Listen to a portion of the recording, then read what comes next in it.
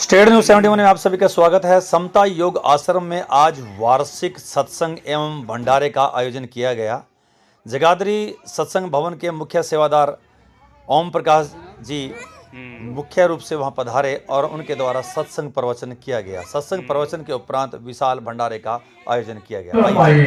यदि मेरा मन यहाँ पर नहीं टिका हुआ है, शरीर यहाँ बैठा हुआ है और सत्संग की तो बात ही नहीं सुन रहा, मैं गप्पे लगा रहा हूँ, उल्टी सीधी बात कर रहा हूँ, सत्संग के सत्पुरुषों की बात को तुमने श्रवण ही नहीं किया तो उससे कोई लाभ नहीं है। तो सत्पुरुष कहते हैं कि जहां मिलकर के इकट्ठे बैठा जाए और अपनी उन्नति, धार्मिक आत्मिक उन्नति के बारे में विचार किया जाए, उसको सत्संग कहा जाता है। फिर सत्पुरुष ने कहा भरम रूप संसार में सत्संगत नौका जान, मंगत नित पधारिये सुनिए निर्मल ज्ञान। फिर कबीर साहब का दुआ है कि राम बुलावा भेजया दया कबीरा रोए, जो सुख सत्संग में वो बैकुंठ में न होए। कहा जाता है कबीर साहब संत शिरोमणि बहुत उच्च कोटि के संत हुए हैं।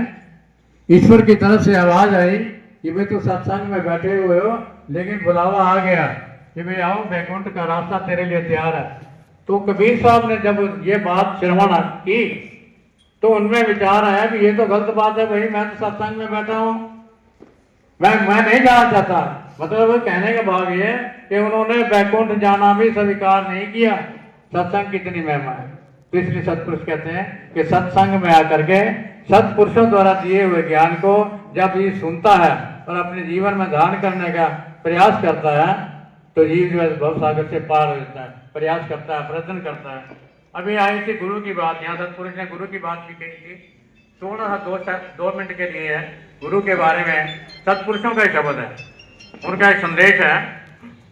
ईश्वर का भेद किसी गुरु की चरण में जाकर ही समझा जा सकता है। ईश्वर का भेद, ईश्वर क्या है? अब पहले शुरू में बतलाया था कि ब्रह्म और ब्रह्मा में बहुत अंतर है। ईश्वर ब्रह्म है, वो सब तत् शब्द है, उसको किसी भी नाम से यदि याद किया जाए तो वो ईश्वर है। तो कहते हैं ईश्वर का भेद किसी गुरु की शरण में जाकर के ही प्राप्त किया जा सकता है, समझा जा सकता है, यदि गुरु की बात को हम मानते हैं तो। और इसके लिए श्रद्धा, सत्य, विश्वास की अवस्था है, विश्वास की अवस्था है, श्रद्धा की अवस्था है, तो ये जरूरी है। फिर कहते हैं सत्पुरुषार्थ की भी अवस्था है। विचार करें कि जो सत्संग में बात कही जा रही है उसके ऊपर विचार करें कि सत्पुरुषों ने क्या कहा। जब हमें ठीक लगता है कि सत्पुरुष ठीक कह रहे हैं, फिर विचार के पश्चात इंसान क्या करता है? पुरुषार्थ करता है, प्रयत्न करता है। प्रयत्न के लिए क्या है? सत्संग की अवस्था है, सत्पुरुषों के दिए हुए ज्ञान की अवस्था है, सत्ग्रंथों की अवस्था है, उनका ध्यान की अवस्था है। फिर उनको पढ़ता है, सत्संग में जाता है, सत्संग में जाकर के फिर उसको ज्ञान मिलता है कि हाँ भाई सत्पुरुष ने जो कहा है वो ठीक है। अब महाराज ने छोटा दृष्टांत दिया, कहते हैं कि इलाका जेलम से पार मीरपुर की एक मिसाल दी। पीर साहब और उनका एक चेला एक दिन कहीं जा रहे थे, रास्ते में नदी पड़ती थी, बरसात के दिन थे, नदी खूब चढ़ी हुई थी। मुर्शद यानी पीर गुरु करनी वाला था, पीर जो था गुरु करनी वाला था। मुसलमान लोगों में हमारे यहाँ पे तो गुरु कहा जाता है, लेकिन मुसलमान लोग उसको गुरु को जो पीर की बात करते हैं, पीर साहब। नदी के पार करने गुरु जो है नदी पार करके चलने लगे। मुरीद कहने कहा पीरा, उसे मुरीद से बोले भी नदी चढ़ी है। और पीर जो है, क्योंकि उनके लिए तो जितने भी ये 5 तत्वों का शरीर बना हुआ है, ये सब उससे ऊपर उड़ जाते हैं। गुरु लोग जिन्होंने आत्मलीनताई को प्राप्त किया वो तो पानी के ऊपर चलने लगे। अब जो शिष्य सोचने लगा कि भाई गुरु तो पानी के ऊपर जा रहे हैं, तो उन्होंने बोला भी मैं गुरुदेव मैं क्या करूं? उन्होंने कहा पीरा पीरा करता चला पीछे मेरे, पीरा पीरा मेरे पीछे करता हुआ चला, आ जा तू भी। तो पीरा पीरा करता पीछे चला मुरीद, पीरा पीरा करता पीछे चल पड़ा।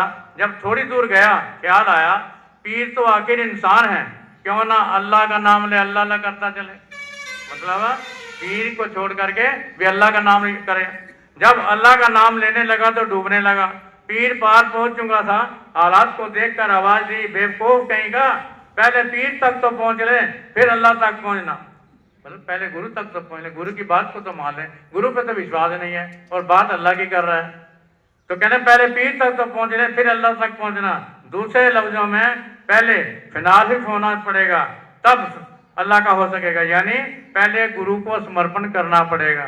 जब तक गुरु को समर्पण नहीं करते, समर्पित नहीं करते, तब तक बात बनने वाली नहीं है। वो अल्लाह के बारे में, ईश्वर के बारे में जब तक हमें ज्ञान नहीं दे देता और उसके ऊपर जब तक हमें विश्वास नहीं करते, श्रद्धा नहीं करते, समर्पण नहीं करते, जैसे मीरा भाई ने किया, सहजो भाई ने किया, और भी दुनिया भर के संत फकीर हुए हैं जिन्होंने अपने आप को गुरुओं के कहने पर समर्पित कर दिया और उस अवस्था तक पहुंच गए। तो जब तक जीव के अंदर विश्वास नहीं आता, समर्पण नहीं होता, तब तक बात बनने वाली नहीं। आपको करोगे तो ईश्वर समर्पण कर सकोगे। अगर यदि अपने आप को समर्पित करूंगा तो फिर तो बात बनती है। कहते डोले मन को राखिया देके नाम आधार, गुरु की मानता बड़े विश्वासी होकर समझा जा सकता है। सतपुरुष बात बनती है, अन्यथा नहीं। गुरु अंगद देव की शरण में गुरु अमरदास जी 62 वर्ष की उम्र में आए, 12 साल तक उनकी सेवा की, तब जाकर के उस अवस्था को पहुंचे। अंदाजा लगाइए, इस अवस्था पर पहुंचने के लिए बहुत त्याग की जरूरत पड़ती है, और वो हम में है नहीं है। हम संसारी लोग हैं, कहते हैं झट एकदम से नाम लें या जगह जगह तीर्थों की यात्रा कर रहे हैं और हमें परमात्मा जो है वो मिल जाएगा। तो ऐसी बात नहीं है। इसके लिए पुरुष प्रयत्न करना पड़ता है। सतपुरुष क्या के फरमा रहे हैं, कहते हैं मान एकाग्र सिमरन की जरूरत पड़ती है। एकाग्र सिमरन से होता है, इस वास्ते हर घड़ी हर लम्हा सिमरन को धारण करना चाहिए। सब सिमरन से ही प्रकाश अनुभव होता है और जिंदगी मौत का सब पूर्ण पता लगता है। जिंदगी क्या है, मृत्यु क्या है।